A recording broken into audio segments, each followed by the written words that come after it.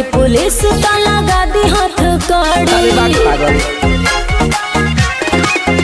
अरे जो है तो है झगड़ा करेला हर घड़ी, पकड़ी पुलिस तो लगा दी हाथ कड़ी। पैसा